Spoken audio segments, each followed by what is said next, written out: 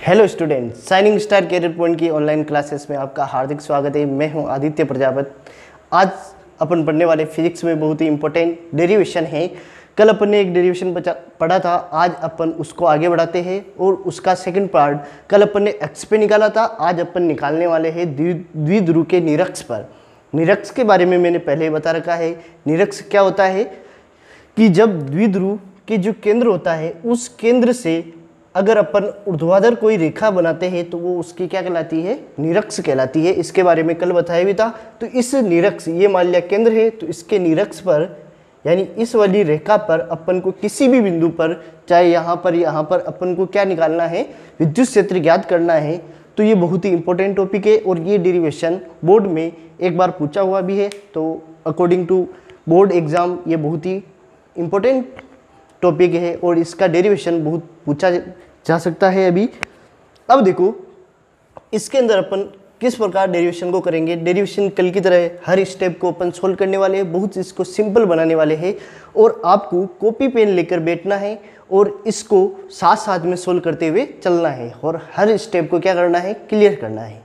तो देखो विद्युत यानी निरक्ष पर अपन को क्या ज्ञात करना है, विद्युत क्षेत्र। तो पहले इसका डायग्राम बना लेते हैं। ये है एक द्विध्रुव। द्विध्रुव किसे कहते हैं, बताया था कि समान परिमाण एवं विपरीत प्रकृति का जब आवेश अल्प दूरी पर रखा जाता है तो इस निकाय को अपन क्या बोलते हैं, विद्युत द्विध्रुव। तो ये समान परिमाण और विपरीत प्रकृति का आवेश अल्प दूरी, कितनी है दूरी, 2a, इसको क्या बोलते हैं 2a। ये इसका क्या हो गया, केंद्र हो गया। अपन को किस पर ज्ञात करना है, निरक्ष पर। तो मान लिया कि ये जो निरक्ष है, इस निरक्ष पर अपन ने कोई भी एक बिंदु ले लिया, यहाँ पर ले लिया बिंदु P है। इस बिंदु P पर अपन को क्या ज्ञात करना है, विद्युत क्षेत्र ज्ञात करना है। तो देखो जो इस बिंदु P की ये दूरी होगी, इसको अपन क्या मानेंगे, कल भी बताया था, जो दूरी ली जाती है द्विध्रुव से वो कहाँ से ली जाती है, केंद्र से ली जाती है। तो केंद्र से इसकी दूरी कितनी है, r है। ये दूरी कितनी है, यहाँ से यहाँ तक की a है और यहाँ से यहाँ तक की भी कितनी है, a है। आगे बात समझ में। इस बिंदु पर अपन को क्या ज्ञात करना है, विद्युत क्षेत्र ज्ञात करना है। तो देखो विद्युत क्षेत्र ज्ञात करेंगे तो इस बिंदु पर माइनस वाले के कारण विद्युत क्षेत्र की दिशा किधर होती है, बताया था माइनस आवेश में विद्युत क्षेत्र की दिशा आवेश की ओर होती है, यानी अंदर की ओर होती है।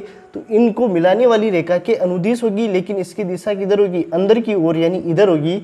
तो इसको a बिंदु दे देते, इसको b बिंदु दे दिया, तो ये विद्युत क्षेत्र क्या हो जाएगा, EA वेक्टर। आगे बात समझ में। तो EA वेक्टर की दिशा इधर होगी। आगे बात समझ में, क्योंकि दोनों जो बिंदु है उनको मिलाने वाली रेखा के अनुदिश होती है और माइनस आवेश है तो रेखा यानी आवेश की ओर होगी, अंदर की ओर इसकी दिशा होगी। अब देखो इस Q आवेश के कारण भी यहाँ पर क्या लगेगा, विद्युत क्षेत्र, क्योंकि इस निकाय में केवल कितने आवेश है, दो आवेश है, एक तो माइनस Q, एक क्या है प्लस Q। तो माइनस Q के कारण EA वेक्टर हो गया और प्लस Q के कारण इस पर एक और विद्युत क्षेत्र लगेगा जो इनको मिलाने वाली रेखा के अनुदिश ही लगेगा, लेकिन इसकी दिशा किधर होगी, प्लस आवेश के कारण कहाँ पे होती है, बाहर की ओर। तो इसकी दिशा होगी इधर बाहर की ओर। तो ये हो गया अपन के EB वेक्टर। आगे बात समझ में, EB वेक्टर उधर होगा। अब इस बिंदु पर कितने विद्युत क्षेत्र कार्य कर रहे हैं, एक तो EA वेक्टर और एक है EB वेक्टर। तो क्या लगाएंगे, अध्यारोपण का सिद्धांत लगा के सोल्व कर सकते हैं। तो पहले अपन देखो यहाँ पर रचना लिख सकते हैं। माना बताया था कैसे लिखना है, जो डायग्राम में दे रखा है वैसे की वैसे इसको लिखना है। डायग्राम में क्या है, माना बिंदु P क्या है, माना बिंदु P निरक्ष पर स्थित, निरक्ष पर केंद्र O से r दूरी पर स्थित है, स्थित r दूरी पर स्थित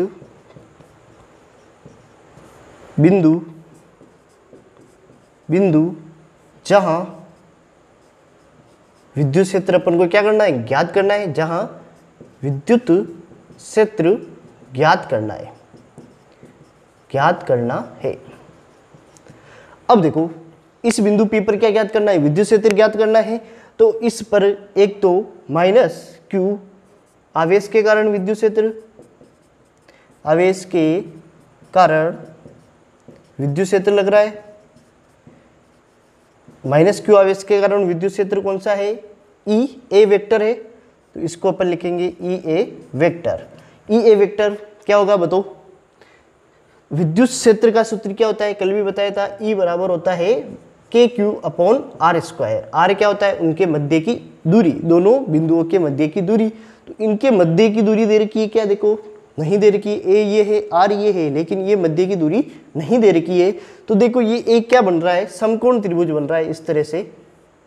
ये तो है ए और ये क्या है, आर है। आर ही बात समझ में, अपन को क्या चाहिए, ये वाली दूरी चाहिए। तो ये क्या है, समकोण त्रिभुज में कर्ण है, लंब के सामने वाली रेखा क्या होती है, कर्ण होती है। कर्ण पाइथागोरस प्रमेय लगा देंगे, पाइथागोरस प्रमेय क्या होती है, कर्ण बराबर लंब अंडर रूट लंब स्क्वायर प्लस आधार स्क्वायर। तो आर स्क्वायर प्लस क्या हो जाएगा, ए स्क्वायर। तो ये दूरी क्या आ जाएगी, under root are square plus A square. इसी तरह ये भी क्या आएगा, आर स्क्वायर प्लस ए स्क्वायर, दोनों दूरी आ गई। ई ए वेक्टर चाहिए तो फॉर्मूला लगा देंगे कि आवेश कितना है, क्यू है, यहाँ पर माइनस नहीं लगाना है, प्लस माइनस यहाँ से नहीं लगाते हैं, केवल उसका क्या लेते हैं, परिमाण लेते हैं। तो के क्यू, ऐसे नहीं कि ये माइनस क्यू है तो यहाँ पर माइनस, यहाँ पर नहीं लगाएंगे माइनस, क्योंकि विद्युत क्षेत्र के इस फॉर्मूले में केवल यहाँ पर क्या चाहिए, परिमाण चाहिए। तो के क्यू अपॉन आर स्क्वायर, यानी इनके मध्य की दूरी कितनी है, under root are square plus A square का क्या करना है, होल स्क्वायर। दिशा बताओ इसकी, पी से ए की ओर, पी से ए की ओर। अब इसी प्रकार प्लस क्यू आवेश के कारण, प्लस क्यू आवेश के कारण विद्युत क्षेत्र, प्लस क्यू आवेश के कारण विद्युत क्षेत्र कितना होगा, यहां पर लिख देते हैं ई बी वेक्टर।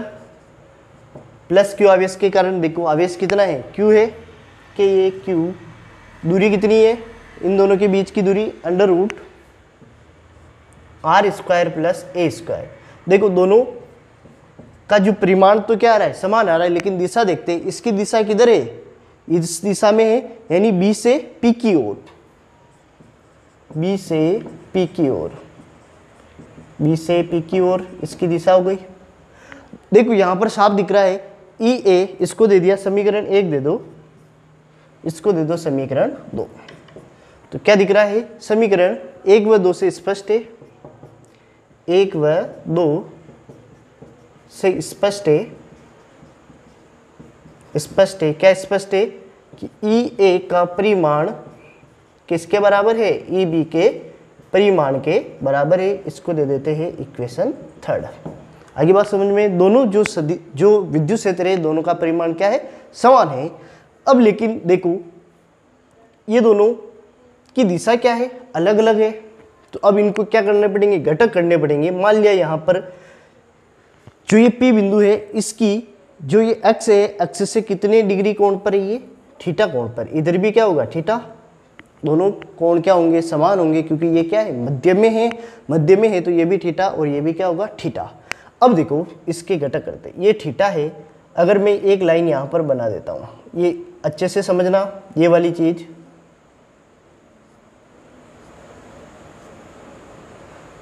अब देखो ये थीटा है, तो ये और ये रेखा दोनों क्या है, समांतर है। तो ये थीटा बन रहा है, तो यहाँ पर भी क्या बनेगा, थीटा। इसको बोलते हैं संगत कोण, 10वीं क्लास में पढ़ा होगा। जब दो समांतर रेखाएं होती है तो तिर्यक रेखा पर जो संगत कोण बनते हैं वो क्या होते हैं, बराबर होते हैं। अब देखो ये थीटा है, अब यहाँ पर जो ये कोण बनेगा ये भी क्या बनेगा, थीटा, क्योंकि ये एकांतर कोण है, जेड बन रहा है। जेड वाला कोण क्या होता है, एकांतर कोण होता है। तो ये थीटा है, तो ये भी क्या होगा, थीटा। आगे बात समझ में। अब देखो इसका मैं एक डायग्राम और अलग से बना देता हूँ, यहाँ पर बना देता हूँ इसको, ये इस तरह से। इधर तो लग रहा है ई बी, इधर लग रहा है अपन के ई ए, ये भी थीटा, ये भी क्या है, थीटा। इसके घटक करेंगे तो दो घटक होंगे, थीटा के साथ वाला बताया था घटक करना, थीटा के साथ वाला क्या आता है, कोस थीटा आता है। तो थीटा के साथ वाला यहाँ पर क्या आ जाएगा, E B vector cos theta आ जाएगा। और इसका जो लंबवत होता है घटक वो क्या होगा, साइन थीटा। तो ई बी यहाँ पर क्या आएगा, साइन थीटा। अब देखो यहाँ पर इसी तरह ई ए वेक्टर का करेंगे तो कोस थीटा के साथ घटक क्या होगा, थीटा के साथ कोस थीटा आएगा, तो ई ए यहाँ पर आएगा कोस थीटा। इसका लंबवत घटक करेंगे तो इधर आएगा, दिशा इधर आएगी क्योंकि एक दिशा उधर है, इसकी दिशा भी उधर है। ये ई बी ई ए साइन थीटा की दिशा कहाँ पे होगी, नीचे, तो ई ए साइन थीटा नीचे की ओर होगा। ये आ गया समझ में, घटक करना। थीटा के साथ तो क्या लगाना है, कोस थीटा, सिंपल सी चीज है, थीटा के साथ कोस थीटा और लंबवत घटक क्या होता है, साइन थीटा। तो ये दोनों तो हो गए एक ही दिशा में, ये दोनों क्या हो गए विपरीत दिशा में। आ रही बात समझ में, ई ए साइन थीटा और ई ए साइन थीटा क्या है, विपरीत दिशा में है और परिमाण में क्या है, समान है। देखो ई ए और ई बी क्या है, बराबर है, ई ए और ई बी तो बराबर है, साइन थीटा भी बराबर है, तो ये पूरा क्या है, परिमाण में समान है। तो यहाँ पे लिखेंगे अतः ई ए वेक्टर व ई बी वेक्टर के घटक करने पर ई ए साइन थीटा व ई बी साइन थीटा परिमाण में समान है,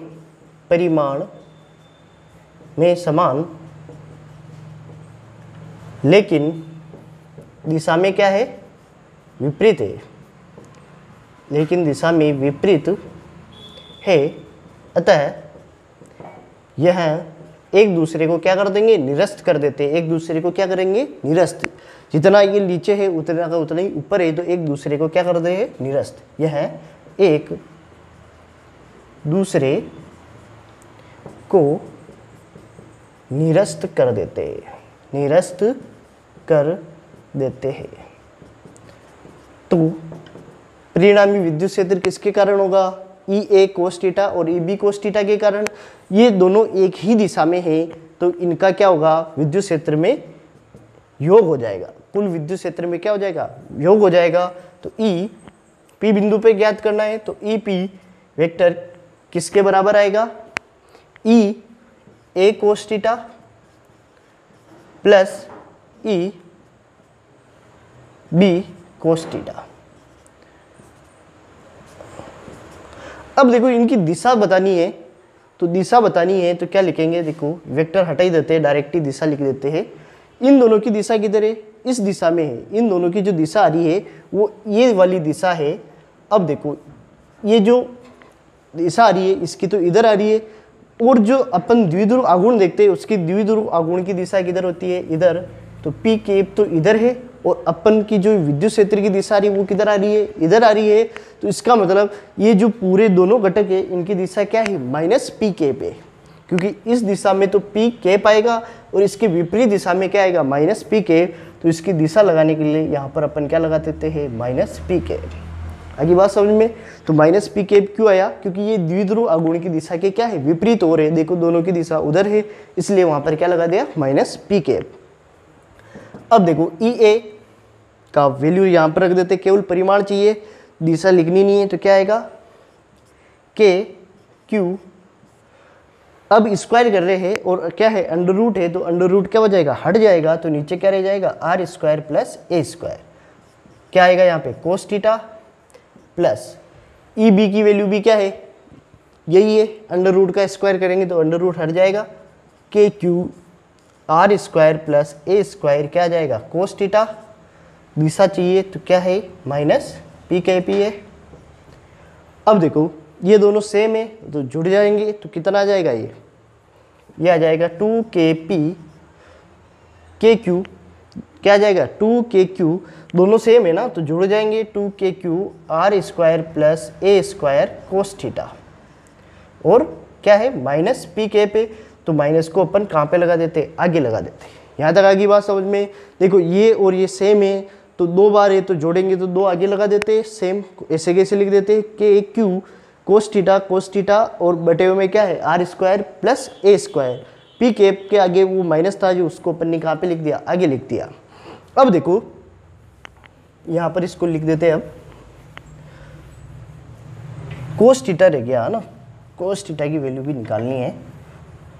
देखो यहाँ पर अभी डायग्राम इस तरह से था, कोस थीटा निकालना है। ये बताया था ये थीटा था, ये ए बिंदु था माइनस क्यू और यहाँ पर ओ था, तो इनके मध्य की दूरी कितनी थी, ए थी।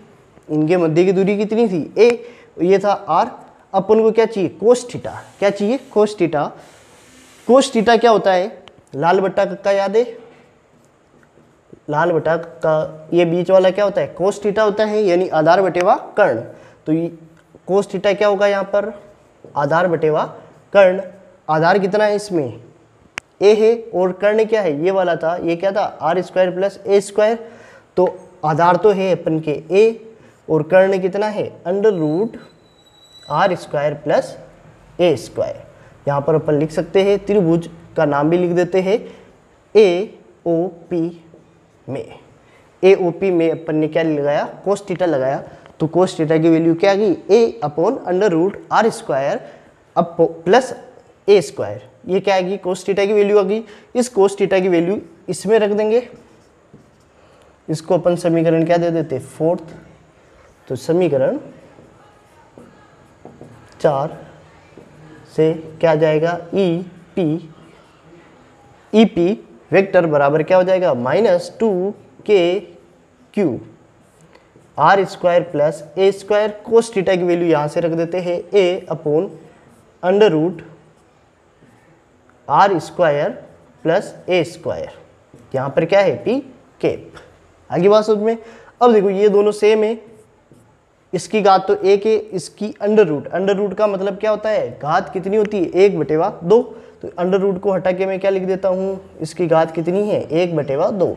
अंडर रूट का मतलब होता है घात 1/2 होती है ना।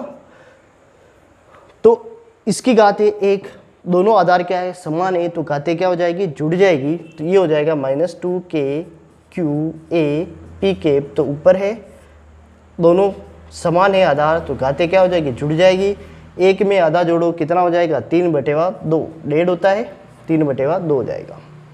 अब देखो यहाँ पर कल भी लिखा था, ए का मान क्या होता है, आर से बहुत ही छोटा होता है, या ऐसे भी बोल सकते हैं आर बहुत बड़ा है किससे, ए से। तो क्या लिखेंगे अपन, ए स्क्वायर को अपन लगभग क्या कर सकते हैं, 0 के बराबर। ए स्क्वायर को अपन लगभग क्या कर देंगे, 0, क्योंकि ए की वैल्यू बहुत ही छोटी है, तो उसका जब स्क्वायर करते हैं तो और क्या आएगी, छोटी वैल्यू। जैसे ये है 0.01, ये क्या है, ए है, इसका स्क्वायर करेंगे तो पॉइंट और कहाँ पे लग जाएंगे, 3, ऐसे हो जाएगा। तो ये क्या होगा, और छोटी वैल्यू आती जाती है स्क्वायर करने पर। जब बहुत छोटी वैल्यू होती है तो उसका स्क्वायर करते हैं तो वो क्या हो जाता है, नगण्य हो जाता है, शून्य हो जाता है। तो यहाँ पर ए स्क्वायर की जगह पे क्या रख देंगे, 0। तो ई पी वेक्टर बराबर क्या हो जाएगा, -2k। अब देखो इसको अपन इस 2 को पीछे लिख देते हैं, क्योंकि अपन को इसको क्या बनाना है, द्विध्रुव आगुण बनाना है। 2a और q को मैं पीछे लिख देता हूँ। देखो 2a, 2 ये लिख दिया, a ये लिख दिया, q जमा दिया इसको, और यहाँ पे क्या लिख दिया, p कैप। नीचे क्या हो जाएगा, आर स्क्वायर, ये क्या हो जाएगा, 0, तो आर स्क्वायर ही रह जाएगा। इसकी घात कितनी है, 3/2। 2 से 2 कट जाएगा, घातों में है ना, ये बटे में है। तो क्या बचेगा, देखो अब आ रहा है समझ में, बिल्कुल इजी है। हर स्टेप को अपन बहुत आसानी से और बहुत हर एक स्टेप को क्लियर करते हुए चल रहे हैं। तो क्या हो गया यहाँ पर, ई पी वेक्टर, आगे माइनस चल ही रहा है, के ही रहेगा। ये पूरा क्या बन गया, द्विध्रुव आगुण बन गया। द्विध्रुव आगुण क्या होता है, उनके यानी किसी एक आवेश का परिमाण तथा उनके मध्य की दूरी का गुणनफल क्या कहलाता है, द्विध्रुव आगुण। तो 2aq को अपन क्या लिखेंगे, p, और यहाँ पर क्या है, p कैप। नीचे क्या बच गया, r की घात 3।